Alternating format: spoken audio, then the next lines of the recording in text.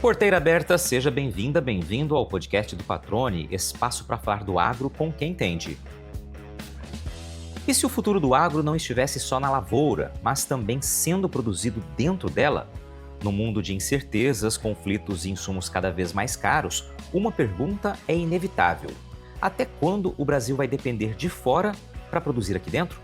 Foi a partir dessa inquietação que o economista João Marcelo Abud assinou, junto com outro pesquisador, um artigo que questiona por que o uso de bioinsumos no Brasil ainda não virou prática dominante. A análise mostra com dados que, mesmo crescendo rápido, eles ainda ocupam uma fatia pequena do mercado e seguem vistos como alternativos. Especialista em financiamento climático no Instituto E+, Transição Energética, Abud conecta economia, solo e geopolítica para defender uma ideia simples e poderosa: o agricultor brasileiro pode deixar de ser apenas comprador de insumo e passar a ser também produtor. Ele afirma que o investimento em biofábricas e a produção on-farm não são só tendências, são caminhos concretos para reduzir a dependência de fertilizantes importados, melhorar a fitossanidade do solo e ainda criar novas fontes de renda dentro da porteira. Mas, segundo nosso convidado, esse avanço ainda esbarra em barreiras: regulação fragmentada, excesso de normas pensadas para o modelo tradicional, falta de assistência técnica, pouco acesso a crédito e informação que demora para chegar na ponta. Ao mesmo tempo, o Brasil tem algo que poucos países têm: biodiversidade gigante, água em abundância, matriz energética limpa e um agro acostumado a incorporar tecnologia. Nas projeções do Abud, o cenário pode seguir como está, com os bioinsumos mantendo uma pequena fatia do mercado, ou com um salto que os leve para perto de 40% de participação numa convivência equilibrada com os químicos. Para isso, será preciso coordenação entre pesquisa, política pública, crédito e capacitação no campo. Da crise no Estreito de Hormuz ao preço do fertilizante na próxima safra, este episódio traduz o que está no artigo Bioinsumos para o Brasil para a realidade de quem planta, colhe e paga a conta. O diagnóstico está feito. O desafio agora é ganhar escala. João Abud, cara, que satisfação recebê-lo aqui no podcast do Patrone. Eu já começo lhe agradecendo por ter aceitado o convite, né? Bastava só a gente coincidir as agendas aí e deu tudo certo para que a gente traga, né, a tua visão, a tua expertise, né, sobre temas aí tão importantes para o nosso agro, como os bioinsumos, e especialmente no momento que a gente está vivendo com uma preocupação muito grande, né, com o custo dos fertilizantes por conta, claro, do conflito ali no Oriente Médio. Eu quero agradecer, além da tua presença, ao Rodrigo Vargas, né, que fez essa primeira ponte, e a Clara também, que viabilizou aí as agendas para que a gente pudesse bater esse papo. Dito isso, cara, seja bem-vindo ao podcast do Patrone. Obrigado por ter aceitado o convite. Como é que você está? Patrone, muito obrigado, é um prazer estar aqui. E vamos aí conversar sobre esses assuntos super importantes para o agro brasileiro. Novamente, obrigado pelo convite vai ser ótimo conversar com esses temas com você aqui. Já vi que muitos especialistas muito interessantes aqui nesse podcast falando sobre temas super relevantes. Maravilha. Cara, vamos para as pessoas que não lhe conhecem, conhecerem um pouquinho mais. Vamos fazer a introdução básica ali, né? Quem é o João Marcelo Fernandes Abud, né? Como que você é natural de onde? Como começa a tua trajetória profissional a chegar ao ponto, né, de trazer aí um olhar tão amplo sobre esse tema? Inclusive, um dos focos aqui do nosso bate-papo vai ser o artigo que você foi um dos autores, né? Bioinsumos para o Brasil, porque o alternativo não se torna dominante, né? Então, para quem está nos ouvindo, essa vai ser uma das temáticas aqui. Mas vamos te conhecer aqui rapidamente, Abud. Boa, boa, Patrone. Então, eu sou natural de Brasília, eu fico baseado aqui, inclusive. Eu sou economista de formação, né? E o meu mestrado é em desenvolvimento sustentável, aqui pelo Centro de Desenvolvimento Sustentável da Universidade de Brasília.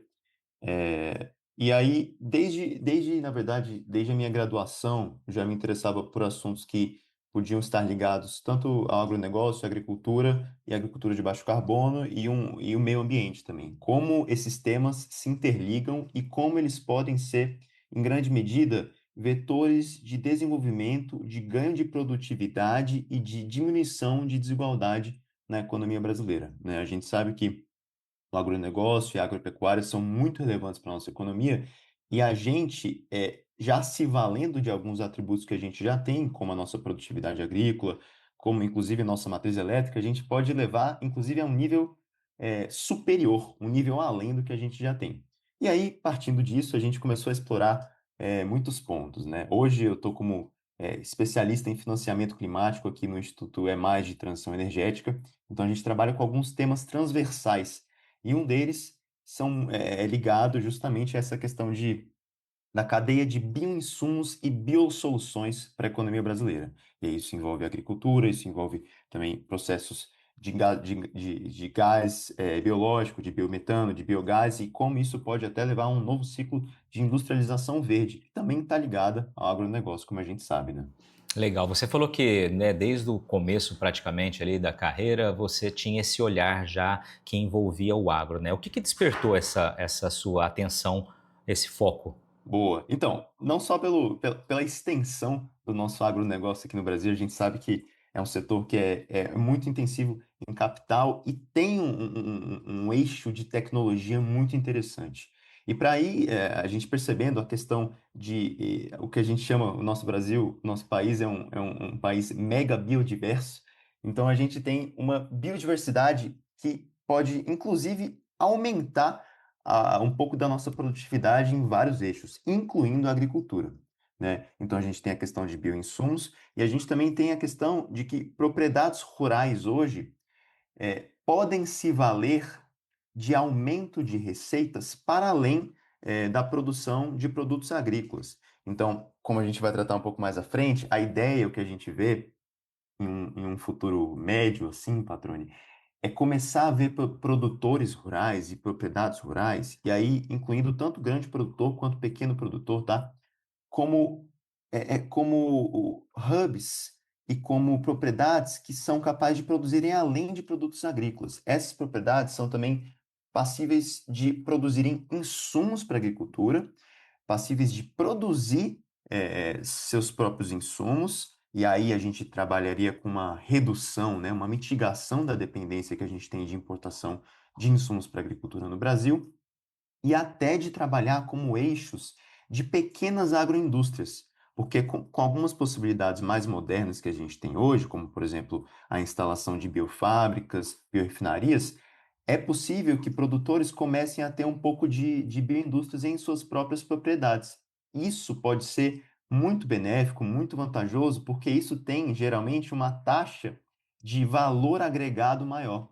Ou seja, os produtos saem com maior valor agregado, isso se reverte em uma maior receita, né, para os produtores. E aí tem toda uma multiplicação, um encadeamento dessa renda que gera mais arrecadação, gera mais receita, gera mais emprego e, no fim das contas, pode até gerar mais desenvolvimento socioeconômico no geral, né? Maravilha. Para a gente pegar o gancho já, inclusive, do artigo, né? Vou repetir aqui o nome, né? Bioinsumos para o Brasil, por que o alternativo não se torna dominante? A gente tem visto nos últimos anos uma participação crescente, né? E aí, crescente, eu não vou colocar aqui a velocidade, porque eu sei que vocês falam sobre isso, inclusive no artigo, mas é uma participação crescente, uma adesão crescente do uso de bioinsumos, né, nas lavouras e bioinsumos no agro como um todo. Qual é o cenário hoje que vocês identificam? Esse crescimento, ele poderia ser mais rápido? Me traz um panorama sob a ótica do trabalho que vocês fizeram. Perfeito, perfeito, Patroni. Então esse trabalho durou pouco mais de um ano, entre o desenvolvimento e publicação dele. E a gente estava percebendo que é o seguinte: os bioinsumos para a agricultura, primeiro vamos tentar aqui definir um pouco, né, só para a gente ficar em uma área um pouco mais exata. Os bioinsumos, eles são insumos para a agricultura de origem basicamente biológica. A gente sabe que a gente tem fertilizantes e defensivos químicos que são muito utilizados na agricultura brasileira e que são muito importantes para a produtividade, tá? Aqui é um ponto importante a gente dizer que os fertilizantes e defensivos são um dos pilares da economia moderna, junto com algumas outras coisas, como concreto, cimento, né, aço, e vidro. E os fertilizantes estão bem ali. Mas eles são de origem química. E tudo isso envolve um processo industrial e de importação por trás que, em certos momentos, deixa a nossa economia um pouco exposta a algumas quebras de cadeia globais que podem acontecer, como a gente está vendo agora no caso do fechamento do Estreito de Hormuz, que vai impactar muito a nossa importação de fertilizantes e, na ponta, vai inclusive levar, né, ao aumento de alguns produtos e de alguns alimentos.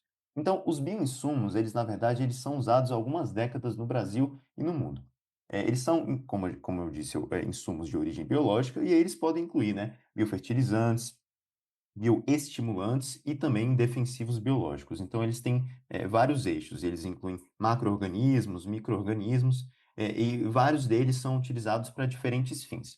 O que a gente queria entender, Patrone, como que dava essa dinâmica dessa tecnologia desses bioinsumos no Brasil. Então, a gente percebeu que, apesar de eles trabalharem com alguns fatores como a fitossanidade, eles ainda eram um nicho no Brasil. Eles não eram dominantes, porque a gente sabe que a maior parte do mercado de insumos para a agricultura é de insumos químicos. Isso está relacionado a toda uma estrutura de incentivos, e estímulos econômico-financeiros que a gente tem, inclusive, para a importação desses insumos, tá? E aí, esses insumos, o que que eles trabalham? Bom, a gente sabe que, assim, o mercado, ele tem crescido bastante, um pouco nos últimos anos. Esse mercado está ligado à eficiência comprovada desses insumos. Então, a gente vê, a partir de associações como, por exemplo, a CropLife, a ANPI, e a ABINS, a Associação Brasileira de Bioinsumos, que tratam do crescimento expressivo tanto do volume de mercado, da comercialização desses insumos, quanto da taxa de uso.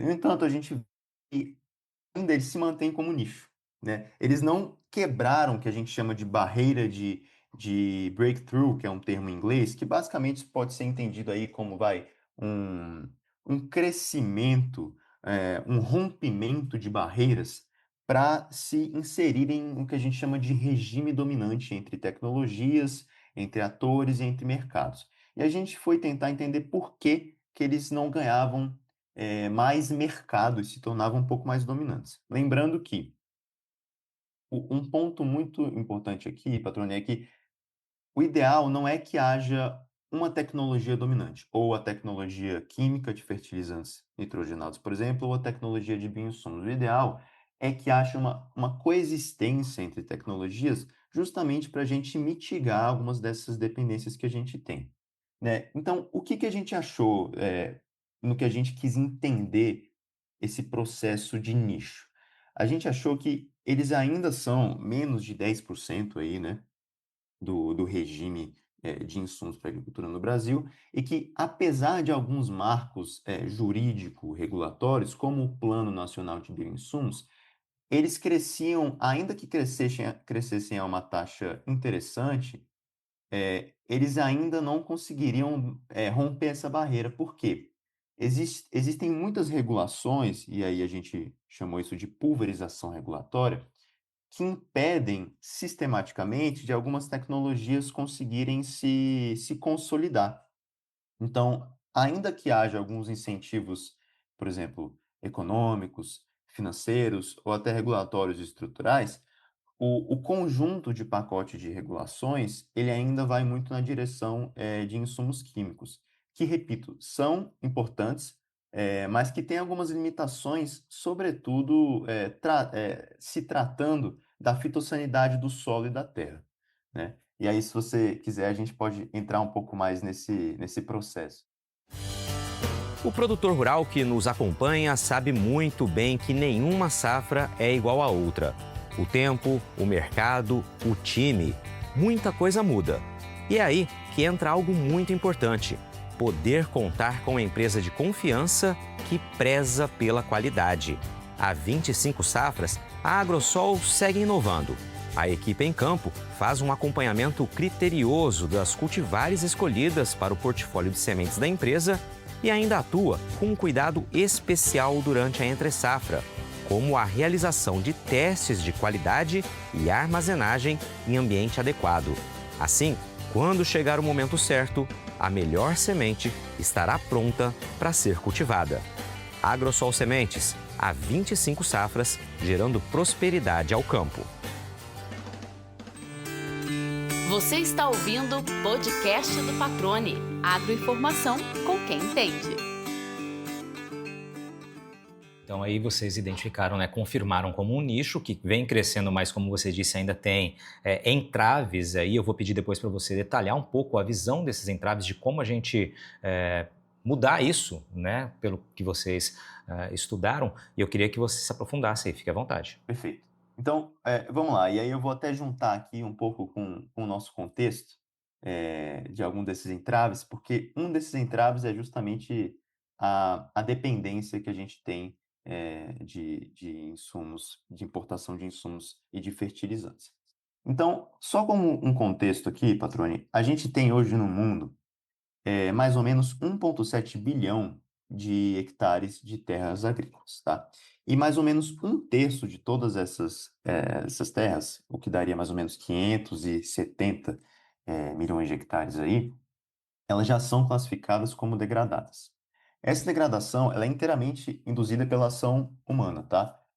E muito vem de agricultura química intensiva, que a gente sabe que a agricultura química, ela aumenta muito a produtividade, mas ela às vezes ela diminui a fitossanidade do solo e pode tornar um pouco estéril. Isso faz com que o crescimento da produtividade anual ele seja muito baseado no aumento desses insumos, né? E aí, assim, essa terra, à medida que ela perde essa questão de fitossanidade, ela pode perder também a capacidade de reter água, de sustentar uma certa biodiversidade e até de sequestrar carbono, né? Então, a gente vê que tem alguns efeitos cumulativos que atuam com uma retroalimentação. Ou seja, esses efeitos de qualidade da água, de sequestro de carbono, podem depois reverter para uma queda de produtividade dessa terra, como a gente vê nos últimos anos o aumento relativo de uso de fertilizantes ou insumos em terras agriculturáveis.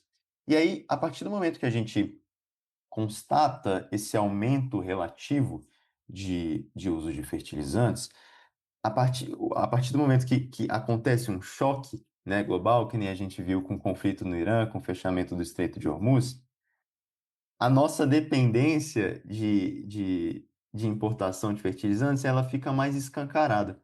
Então, o Brasil hoje, ele importa entre mais ou menos, 80 e 90% dos seus fertilizantes que são usados na agricultura.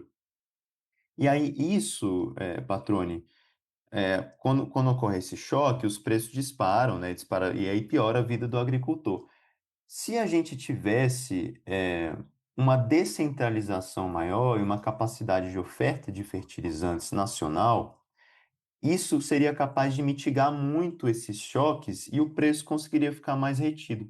E aí, quando a gente fala de capacidade de oferta, a gente está falando tanto de fertilizantes químicos, possivelmente até verdes, quanto desses biofertilizantes dentro do grupo de bioinsumos. Então, vamos lá. Quais são essas rotas que a gente trata assim, né? Incluindo esses fertilizantes que a gente importa, né? Como cloreto de potássio, ureia, os perfosfatos simples e o MAP, né, aquele famoso fosfato monoamônico. Então, quais que são as rotas para a gente tratar disso? Antes da gente tratar daqueles gargalos estruturais, porque nós vamos chegar lá. Imagine que a gente tem aqui primeiro a rota dos fertilizantes químicos. E vamos pensar neles como possivelmente sendo fertilizantes verdes, que eles emitem menos gás carbônico e que eles, inclusive, trabalhariam, então, para manter um pouco da fitossanidade da terra. Então, o fertilizante químico, ele nasce de uma rota de hidrogênio. E aí o hidrogênio, ele pode vir tanto da eletrólise da água, e aí que seria, no caso, o hidrogênio verde, né, que se valeria da nossa matriz elétrica, quanto também uma rota de gás natural, que é um dos produtos que está sendo ali preso, né, que não está escoando devidamente a partir do Estreito de Hormuz. E aí ocorre um processo de catalisação, né, e a síntese da amônia. Esse processo, ele é muito eletrointensivo, é um processo que chama Haber-Bosch, né? E essa síntese da amônia, ela é central para o uso de fertilizantes nitrogenados. Aí, a partir disso, essa conversão de amônia fertilizantes, ela vai para ureia, nitrato de amônio. e aí se faz a formulação dos fertilizantes. E aí eles podem ser tanto verdes, se eles forem do hidrogênio verde, quanto cinzas, se eles forem da cadeia de gás natural, né? No entanto, aí a partir do processo de mistura, eles já estão prontos para uso, né? Eles são, por exemplo, fertilizante nitrogenado, que já está lá e vai ser aplicado, vai aumentar o teor de nitrogênio no solo e aumentar a produtividade, das plantas. Só que esse problema, ele ainda tem uma questão de que é, o fertilizante nitrogenado, ele libera, em muitos casos, o óxido nitroso, que é um gás que, ainda que seja do fertilizante verde, ele é 270 vezes mais potente que o gás carbônico. Então, ele também contribui para a mudança climática, né? Agora, a gente vai tratar da outra rota, que é a rota de insumos biológicos, né? Ou dos bioinsumos. Nessa rota aqui, não existe muito uma síntese química, é um processo fundamentalmente biológico. Então, ele parte ali do isolamento de micro-organismos, e aí tem vários gêneros, tá? Bacilos, tricoderma, rhizóbio, e que fixam nitrogênio diretamente no solo. Então, enquanto uma rota ele é o nitrogênio aplicado diretamente, essa rota biológica ela joga organismos que vão fixar o nitrogênio e também vão solubilizar fósforo e tal. E a partir de uma multiplicação, eles vão catalisar aí algumas enzimas e vão provocar a inoculação, né? Então, a partir disso também tem essa rota que tem tanto de inoculação e de fertilização direto no solo. E aí, a gente entra no fato a gente, entendendo um pouco dessas duas rotas de fertilizantes aí, a gente vamos entrar um pouco mais nesse mercado de nicho de bioinsumos, né? Então a gente sabe, como você disse, que a gente tem dados dessas associações que comprovam que tanto a demanda quanto a utilização em áreas agriculturáveis vem crescido nos últimos anos. A gente tem na última safra, isso aqui são dados da CropLife, tá? De uma associação muito relevante do segmento, que o crescimento de área tratada foi de 13% na última safra 2024-2025. Isso, Patrone, vai muito aliado a um crescimento até mais robusto que vinha acontecendo desde 2020 até 2024 ali. E esse crescimento, que tinha até sido um pouco maior, beirava ali os 30%, ele estava muito associado também ao Plano Nacional de Bioinsumos, que nasceu em 2020. E aí ele trouxe todo um arcabouço muito interessante para o registro desses insumos e possibilitou o aumento de oferta de algumas tecnologias que estavam no mercado, né? Então, além disso, a taxa média anual de crescimento no Brasil, ela é maior que em outros países. O que isso indica? Que a nossa oferta dessas tecnologias de bioinsumos, ela está relacionada justamente à nossa biodiversidade e aos institutos de pesquisa que a gente tem, como a Embrapa, por exemplo, que desenvolvem muitas dessas tecnologias ligadas a bioinsumos. É, o gênero Rhizobium, inclusive de bactéria, é uma das linhas de ponta, né, da Embrapa e já é utilizado em muitas culturas, é muito utilizado na soja, né? A gente sabe que muitos desses, inclusive biodefensivos e biofertilizantes, são muito utilizados em soja, em milho, em cítricos também, em café, e a gente tem relatos de muitos produtores no Brasil já tendo utilizado algumas dessas tecnologias. E aí a gente vê que eles crescem, assim, a taxa de crescimento é alta. Mas mesmo nessa taxa de crescimento alta, e aí a gente entra nas nossas projeções feitas pelo artigo, né? Mesmo se a gente mantivesse essa taxa de crescimento, assim, média do setor de bioinsumos em relação ao setor de insumos químicos, em alguns anos, ele ainda se manteria como um nicho. Por quê? Porque a gente entendendo aí alguns desses entraves, como a gente já disse, a pulverização regulatória, também existe um contraste tecnológico entre as duas tecnologias que não está muito bem descrito e operacionalizado em lei. Então, a partir do momento que a gente tem essas pulverizações e esses contrastes, assim, inclusive faltas de incentivos que sejam, como a gente pode dizer, que alinhem essas duas tecnologias e tratem de uma dinâmica que seja mais producente para o setor de insumos, vai haver um desalinhamento entre esses dois segmentos. E tem muitas leis que tratam inclusive, tem algumas leis que tratam de bioinsumos ainda como agrotóxico, há umas que classificam bioinsumos como insumos de origem biológica, como a gente vai chegar na lei mais recente. E aí isso aí cria um certo contraste que não alinha, vamos dizer, uma trajetória de desenvolvimento para esses insumos que seja benéfica e que seja essa trajetória de coexistência. E aí, o que que a gente fez? A gente pegou as taxas de crescimento do setor de insumos desde a década de 90 para o Brasil. E a gente viu o que que seria importante para comportar essas duas taxas de crescimento, tanto do insumo, tanto do segmento de insumos químicos, quanto do segmento de insumos biológicos. E a gente viu que caso houvesse uma coordenação desses fatores que eu falei, e aí a gente uniria uma questão tecnológica, uma questão de produtores e usuários e uma questão organizacional, seria possível, se o segmento de bioinsumos mantivesse essa taxa de crescimento, que em alguns anos esse setor ele chegasse a 40% do setor de insumos para a agricultura no Brasil. Ou seja, em um cenário que não há coordenação, é bem possível que o segmento de bioinsumos ele permaneça abaixo dos 10% aí dessa fatia de mercado. Em um cenário que haja coordenação, aí é possível que os bioinsumos cheguem a 60% desse mercado e os químicos ainda permaneçam muito, muito bem, obrigado, né? Muito estabilizados numa dinâmica 60% de mercado.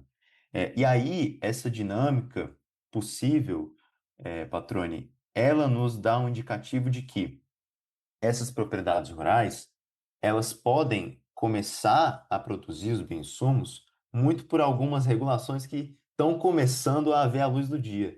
Então, a gente tem a famosa lei dos bioinsumos, né, que tem 2 anos que ela foi regulamentada, aí, é a Lei 15.070, e ela regulariza a produção na própria propriedade de bioinsumos, é a famosa produção on-farm.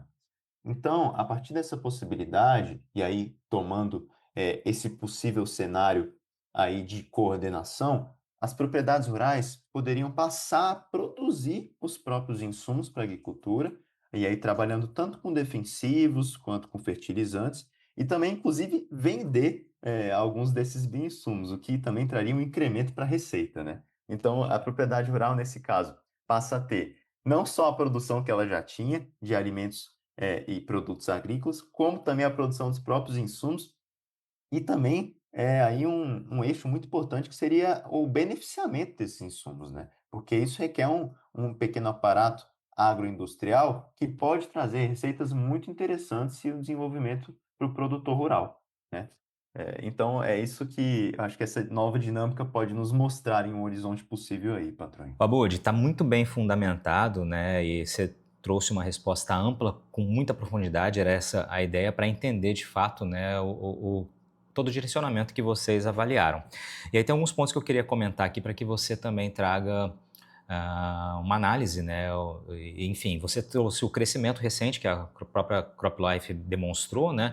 Está aqui o valor de mercado, 6,2 bilhões de reais no ano passado, né? Ou seja, é um recorde, maior patamar da série histórica. Isso vai em linha com o que você trouxe ali, né? Ainda que o crescimento aconteça, você destacou que a análise que vocês fizeram, né, chegou a de que mesmo com esse crescimento ainda vai permanecer como um nicho. Eu fui pontuando algumas coisas que você comentou.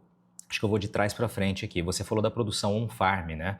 Então a gente já vê isso acontecendo no campo e há uma preocupação muitas vezes pelo fato de que é preciso de fato ter uma estrutura, né? Porque a gente está falando de trabalhar com organismos vivos e claro que muitas vezes, isso eu vou trazer a coisas que a gente ouve em eventos e entrevistas, né?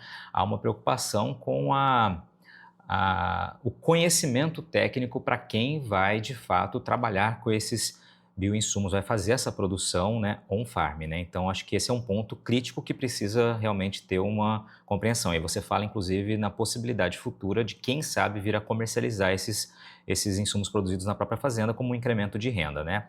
Aliado a isso, recentemente eu estava conversando com um representante da CTN Bio, não vou trazer o nome aqui, mas ele disse que mais de 50% das novas demandas que chegam para análise, né, técnica da CTN Bio, mais de 50% de todas as demandas são relacionadas aos bioinsumos, né? Ou seja, há uma, entre aspas, corrida de empresas, de startups, de grandes empresas para ter a produção analisada para, quem sabe, aí buscar uma patente, um registro, para que de fato aquele conhecimento não seja também, né, o investimento para aquele conhecimento adquirido não seja em vão, né? Então, são parâmetros que a gente traz aqui. Como equalizar essa situação na análise de vocês, né? Você trouxe toda a questão da pulverização de regulamentações, essa possibilidade da produção on-farm, que já acontece hoje, mas aí você trouxe um ponto além, né, que seria a possibilidade de comercialização, ao mesmo tempo em que tem a questão da própria biossegurança, né? E também essa questão de empresas, startups, grandes empresas que investem em pesquisa para encontrar um caminho, e muitas vezes a falta de uma patente pode também colocar aquele investimento em xeque, né? Acho que deu para entender o cenário que eu quis trazer de contraponto aqui. Perfeito, patrônio. Eu já adianto que, assim, esse é um problema que ele não é um problema simples, né? São questões sistêmicas. A gente costuma tratar em alguns campos, assim, de economia, de sustentabilidade, da existência de problemas capciosos, que vem de um termo em inglês que chama wicked problems. Esses problemas, eles não têm uma causa única e eles também não têm soluções únicas, né? E são problemas que eles precisam de soluções sistêmicas, e que tenham algum grau de perenidade e algum grau em vários eixos, né? Em eixos tecnológicos, em eixos regulatórios e jurídicos. Então, você trouxe um ponto que é muito interessante, que é a questão de capacitação.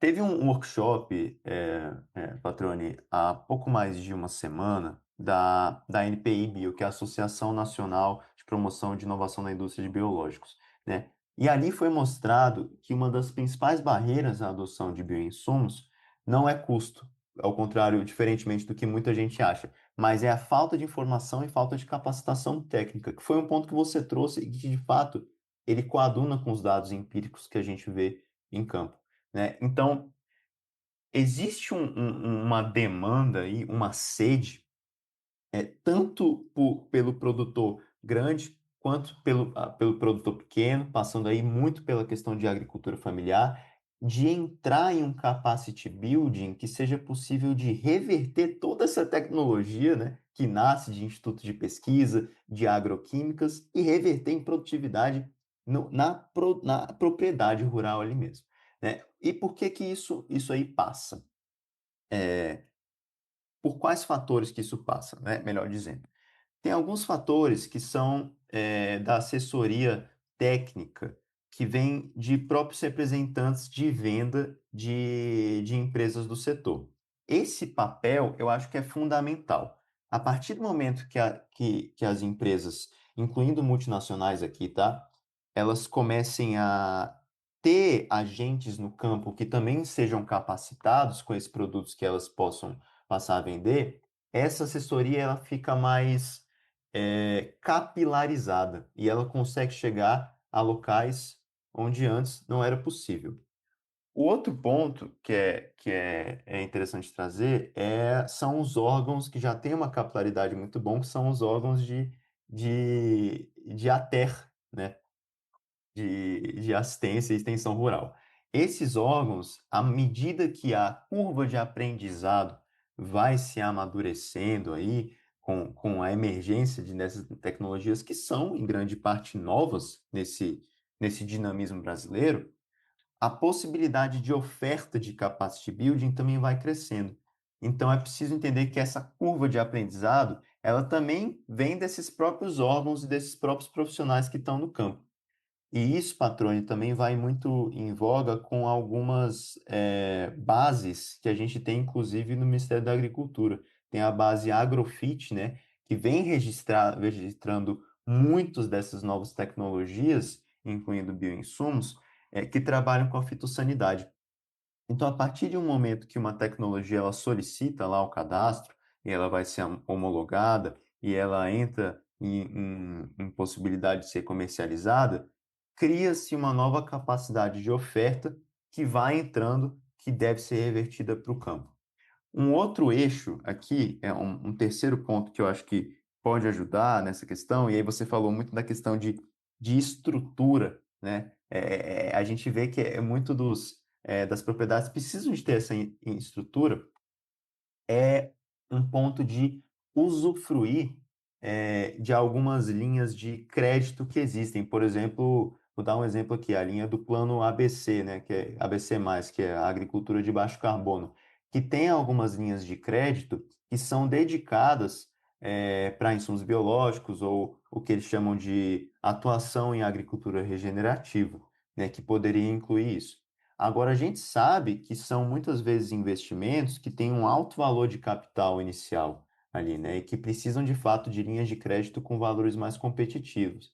E isso nós já vimos, inclusive, em reportes do Ministério do Planejamento, muito do acesso restrito a essas linhas está ligado à falta de informação mesmo, de que às vezes a informação da existência dessas linhas e dessas possibilidades de financiamento não chega na ponta. Então, assim, é, você vê que existe ainda uma necessidade de instituições financeiras e do Estado, que muitas vezes provê essas linhas, de tentar chegar na ponta e deixar mais claro para o produtor rural que existe essa possibilidade de ir atrás dessa linha de crédito, ir atrás dessa subvenção, dessa possibilidade de financiamento, para poder reverter numa possibilidade de expansão produtiva para a produtividade rural. Então, acho que esses fatores podem ajudar a equalizar, claro, com a questão que a gente falou, de que é preciso haver uma coordenação regulatória em prol disso, né? Que não seja contraproducente para a dinâmica de médio prazo do agronegócio brasileiro, mas que consiga comportar os diversos eixos tecnológicos que existem, incluindo aí fertilizantes químicos nitrogenados, com a possibilidade de serem com baixa emissão de carbono, e também o beneficiamento industrial dos bioinsumos, né? Na medida que também, além de aumentarem a produtividade agrícola brasileira, também trabalham na fitossanidade geral e também na qualidade do solo, o que possivelmente pode, inclusive, aumentar a sanidade geral do ecossistema e reduzir essa dependência que a gente vê. Então, você vê que esses movimentos de inovação, Patrônio, como você disse, estão ligados. Existe uma corrida, né? Uma corrida por inovação, por registro. E aí isso é muito importante. Tinha um economista, que se chamava Schumpeter, um economista austríaco, que ele falava que um dos motores do crescimento econômico dentro do capitalismo era justamente a inovação. É a inovação tecnológica que é capaz de trazer movimentos disruptivos e de gerar novos ciclos de crescimento, prosperidade e desenvolvimento. Então, essa oferta, essa nova possibilidade de oferta de tecnologias, pode sim trazer uma dinâmica muito benéfica e vantajosa para a agricultura brasileira, né? Você está ouvindo o podcast do Patrone, agroinformação com quem entende. Vou só fazer um overview aqui de tudo que dos pontos que a gente conversou até agora, Abud, só para, se faltar alguma coisa, você me complementa aí, tá? Só para colocar todo mundo na mesma página aqui novamente, tá? Então, em linhas gerais, né, o estudo fala em uma coexistência, né? Ou seja, um novo regime utilizando bioinsumos e químicos também, 40%, 60% seria mais ou menos esse o termo que você falou, né? Chegar até 40% aí e não fazer uma ruptura total, até porque é preciso jogar com a realidade que a gente vivencia, né? Colocou aqui que o que pode estar impedindo o setor de ter uma escala um pouco mais rápida, você falou muito da regulamentação, né? Uma regulação, fragmentada, as responsabilidades institucionais aí são dispersas, Você falou algo relativo a um desalinhamento de sistemas e práticas dominantes baseadas em insumos químicos, né? Ou seja, há um histórico com relação a isso, e falou agora, por fim, com relação a incentivos econômicos que faltam, né? Ou seja, também fortalecer o incentivo econômico, incentivo de crédito, justamente para que essa velocidade de adesão seja maior. Mais ou menos por aí até agora, né?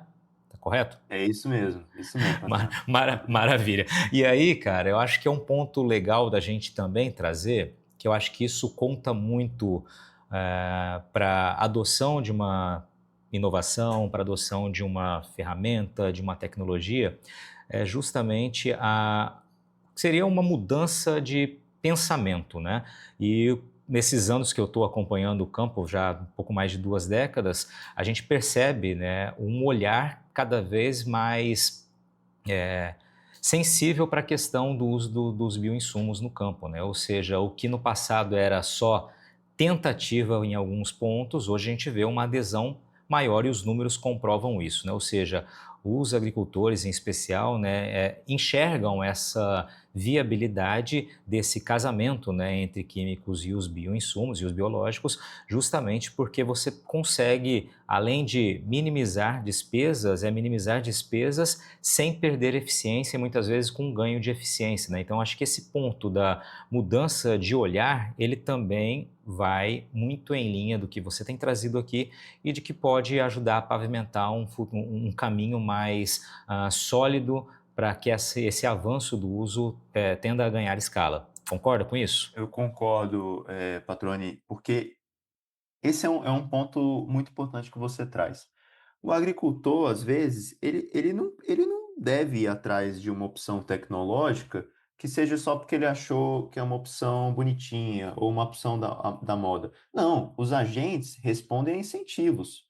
A gente tem que responder a um incentivo que faça sentido para a nossa produção, né? Então, a partir do momento que os bioinsumos conseguem ganhar competitividade de preço e conseguem manter a produtividade, a efetividade, a eficácia dentro dessa produção agrícola que está acontecendo na propriedade, então eles passam a ser uma alternativa muito competitiva e fixa nessa dinâmica.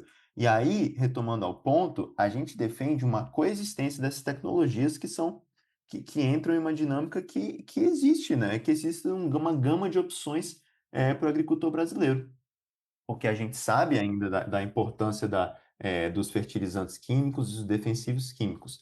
A questão é trabalhar novas opções que podem ser, inclusive, benéficas em médio prazo e que possam gerar outras oportunidades para os agricultores, né? É isso que a gente põe em jogo aqui, e que também está em consonância com essas novas regulações e novas ofertas tecnológicas que vêm para o jogo, né? Excelente. Vamos fazer trazer aquela pergunta, né, que não é nem botar em saia justa, mas é tentar visualizar um futuro com, entre aspas, um prazo aí, um horizonte de médio e longo prazo. Vamos pensar em 20 anos aí. Como estará a nossa agropecuária no que diz respeito à utilização de bioinsumos na visão otimista do João Abud, com base nos estudos, se tudo for pavimentado do jeito que se espera, que você cita aqui relativo ao estudo que vocês fizeram, aonde você acha que daqui a 20 anos vai estar a nossa agricultura? De que maneira a nossa agropecuária com relação a essa adesão? Olha, Patrone, eu não vou me arriscar aqui a trazer valores exatos, porque a gente sabe que exercício de futurologia na ciência a gente não trata muito, a gente trata às vezes de cenários com algumas premissas. E dentro de alguns cenários. Ainda mais perguntando isso para um economista, né? Não vai se arriscar mesmo, né? Mas faz parte, né? Isso aí.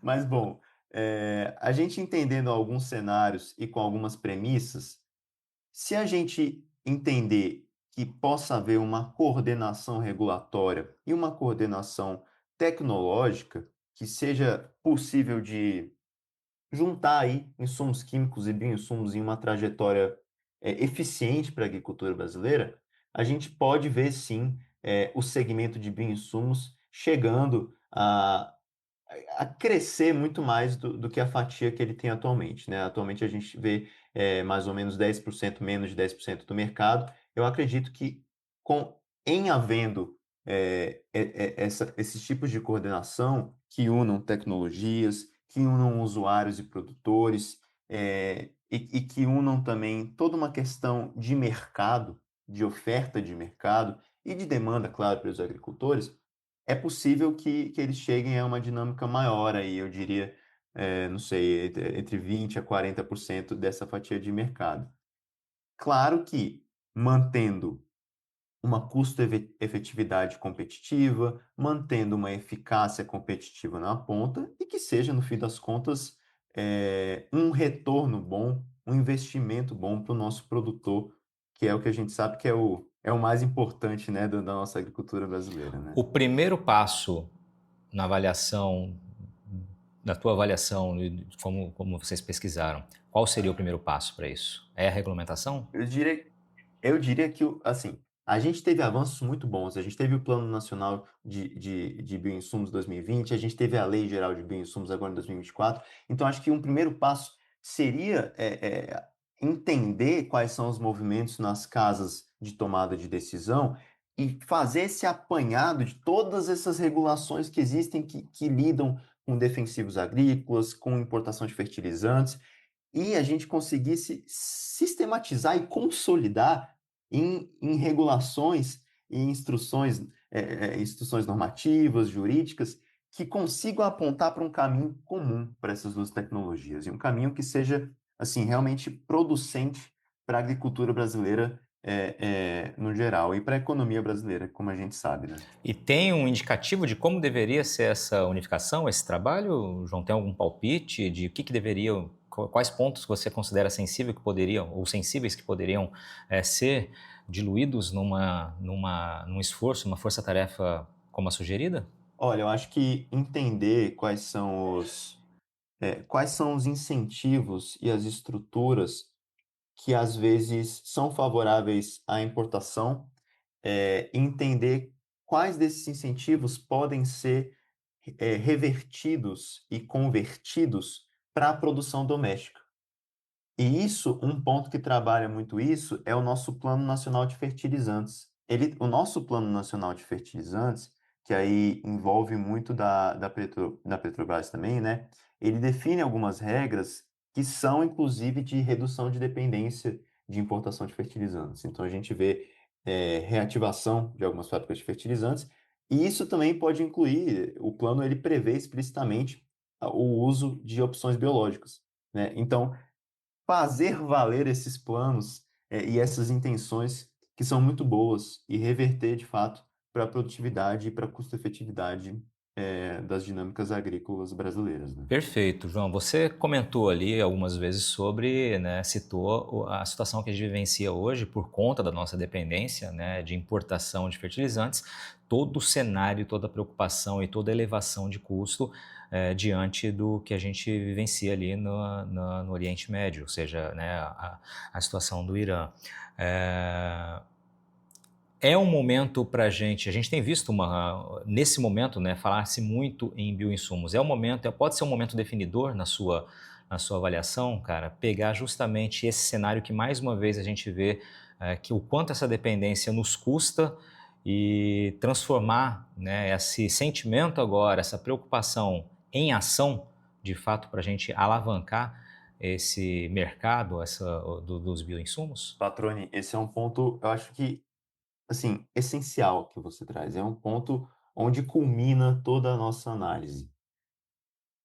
Se a gente olhar historicamente, todas as grandes mudanças sociotécnicas, aí eu digo sociotécnicas que envolvem questões tecnológicas e sociais que dizem respeito à nossa vida cotidiana, elas emergiram a partir, sim, de incrementação e de hibridização, mas emergiram a partir de janelas de oportunidade.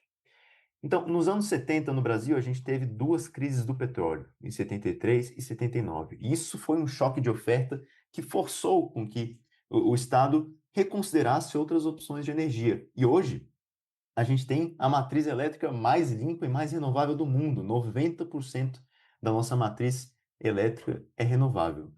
Da mesma forma que hoje a gente tem essa incerteza global tão grande, né, como conflitos mundiais, choques de oferta que aumentam nossos custos, a gente tem que se valer dessa janela de oportunidade que pesa, que impera sobre esse regime tecnológico que a gente vive, para então começar a investir e entender outras opções que se valem nas nossas vantagens comparativas.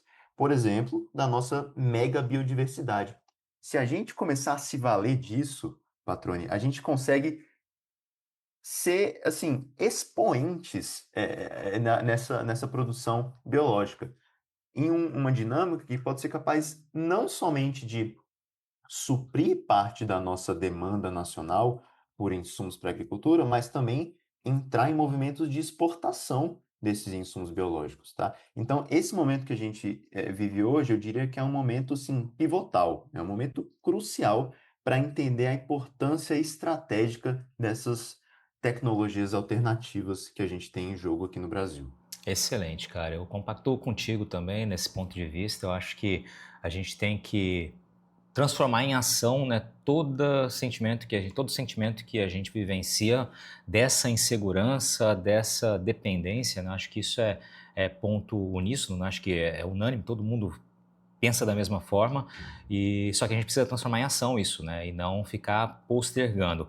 Lembrando, como diz o ditado, que não dá para fazer um omelete sem quebrar os ovos, né? Então, acho que ficou claro também aqui que para bom entendedor a meia palavra basta, né? A gente tem que avançar e, de fato, a gente vai ter que mexer em algumas feridas aí. Eu acho que isso também fica claro para todo mundo, né?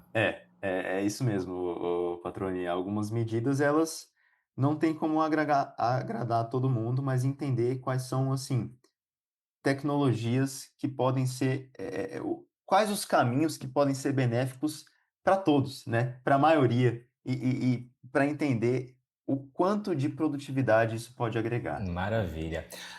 Abud, a gente vai caminhando para o fim aqui, cara, e a gente tem perguntas tradicionais aqui no podcast e você, obviamente, também vai respondê-las, tá? Essa não tem como fugir. Talvez não seja tão difícil quanto a dos números que você sabiamente, né, se esquivou de um jeito muito clássico e muito bem feito, porque trouxe também um ponto de vista sem se comprometer. Mas vamos lá. A primeira, cara, é a seguinte: qual a pergunta que o João Abud gostaria de responder um dia que ainda não te foi feita, cara? O que você gostaria de ter oportunidade de responder um dia? O que eu gostaria de responder um dia? Eu acho que como as novas dinâmicas globais, como os novos imperativos globais incidem na economia brasileira e como a gente pode se valer disso. Você vai ter que trazer um pouco do que você pensou que responderia sobre isso. O que eu pensei que responderia sobre isso? Cara, então eu acho que isso vai muito em linha com o que a gente conversou aqui. Olha, a gente tem alguns imperativos que são mundiais hoje. A gente tem uma incerteza energética muito grande, uma incerteza de insumos, não só para a agricultura, mas para várias questões que são essenciais para a dinâmica produtiva brasileira. A gente tem um imperativo de mudança climática que, inclusive, vai trazer custos muito grandes para as economias mundiais. E o Brasil, Patrone, o Brasil reúne atributos que são únicos e que são essenciais para ter uma, uma estrutura forte e resiliente. Então, acho que a partir do momento que a gente entender que agendas de clima, de meio ambiente, de sustentabilidade são agendas econômicas e de segurança energética, a gente pode começar a se valer de alguns atributos e transformar essas vantagens comparativas que a gente tem em vantagens competitivas. Então, eu vou te dar alguns exemplos aqui. O Brasil tem muita água limpa, é um dos países que tem mais água limpa do mundo. É um dos países mais biodiversos do mundo, como a gente conversou aqui, sendo muito importante, não só para produção de insumos, mas para outros quesitos também. E o Brasil tem a matriz elétrica mais limpa do mundo. Se a gente começar a se valer desses atributos e começar a transformar eles de forma a agregar valor regionalmente, industrialmente, até dentro do agronegócio, a gente consegue entrar, Patrone, em um novo ciclo de crescimento que pode, inclusive, levar a gente a níveis de desenvolvimento regional nunca vistos. O que a gente precisa é dessa coordenação que a gente conversava, né? É dessa vontade de que a gente transforme. aí essa questão de água, biodiversidade, matriz elétrica, minerais críticos, todos em questões que a gente possa se valer e gerar emprego, né? Empregos de qualidade e ciclos de desenvolvimento. E isso, inclusive, inclui a nossa agricultura, que é muito produtiva, muito moderna e com certeza vai saber usufruir desses atributos de uma forma muito positiva. Excelente, cara. Muito bom, muito bom. Vamos lá. A próxima pergunta é mais simples. Uma curiosidade sobre o João Abud, cara. Algo que você gosta de fazer, só as pessoas mais próximas sabem. Pode ser um hobby ou algo mais curioso, enfim. Fique à vontade aqui para que as pessoas te conheçam um pouquinho mais também. Cara, eu acho que eu diria que uma coisa interessante, assim, a gente pensa que economistas são, às vezes, pessoas muito focadas em dados, e a gente tem que ser mesmo, né? A gente vê muitas análises e tem que fazer projeções, tem que fazer cálculos, mas eu acho que um bom economista ele tem que ter uma boa dose literária também, até para conseguir fazer analogias, até para conseguir ver o mundo de outras formas. Eu acho que uma coisa que eu gosto muito é acompanhar a literatura. Então, a literatura estando presente no pensamento econômico também pode trazer visões muito não triviais, eu diria, e muito valorosas para o pensamento econômico. Legal, você une ali a ciência exata com a ciência humana, né? Então acho que é bem bacana por aí, dá um casamento bom, né? Acho que não ficar preso apenas à exatidão dos números, mas ter todo essa visão que a literatura traz, né? Acho que complementa muito bem, né, cara? E agora, o que as pessoas que quiserem conversar contigo, cara, quiserem saber mais do teu trabalho, né? Você está nas redes sociais, LinkedIn, Instagram, enfim, a hora de você também se divulgar aí para todo mundo busque mais informações sobre você e sobre o trabalho que você realiza. Tô sim, Patrônio, eu tô no LinkedIn, podem me achar por lá, João Marcelo Abud, e também pelas redes do Instituto É Mais de Transição Energética. É só pesquisar Instituto letra E e o símbolo mais, Transição Energética, e muito dos assuntos de financiamento climático, de bioinsumos, de fertilizantes, até de descarbonização industrial, a gente fala por lá. E eu também fico à disposição para quaisquer dúvidas e para qualquer papo que o pessoal queira bater aí futuramente. Maravilha. João Abud, cara, eu quero te agradecer pelo bate-papo, né?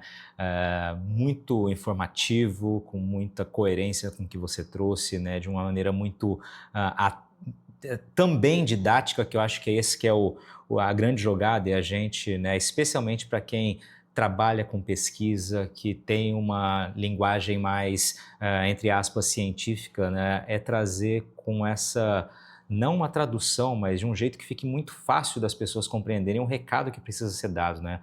Eu, ao longo desses anos todos, eu costumo estar presente em eventos que reúnem muitos pesquisadores, muita informação técnica, e muitas vezes fala-se, né, que um dos grandes entraves é que muito do que especialmente em universidade, o que é produzido, o que é transformado, vai para as revistas científicas e muitas vezes não chega até o público que é o alvo, né? Então eu acho que esse papel que vocês fazem aqui de conversar, de trazer e traduzir o que está no papel, no artigo científico, né, no artigo econômico, para uma linguagem que facilite a compreensão de todos, acho que isso é um golaço que deve ser sempre repetido, né? Trazer informação com clareza que você trouxe aqui. Obrigado, cara. Gostei muito do bate-papo. Tenho certeza que quem está nos ouvindo aqui gostou também. Muito obrigado, Patrone. À disposição sempre. Para quem tiver mais interesse em ver como que a gente traduz também essa questão de artigos acadêmicos, de coisas mais científicas para a sociedade, as redes do Instituto É Mais, elas trazem muito isso. Inclusive num diálogo. Nós, como um think tank brasileiro, a gente sempre quer manter um diálogo com a sociedade civil, porque afinal nós somos a sociedade civil,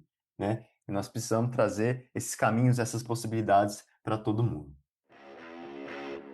E aí, gostou do bate-papo? Então dá aquela força e compartilha essa entrevista com os seus contatos.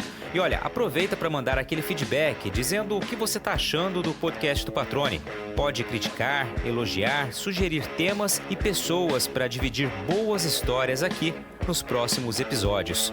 É só enviar uma mensagem lá no Instagram para @LuizPatrone que a gente troca uma ideia, viu? Então, gente, sucesso da porteira para dentro, força e fé da porteira para fora e vamos que vamos. Você ouviu o podcast do Patrone, agroinformação com quem entende.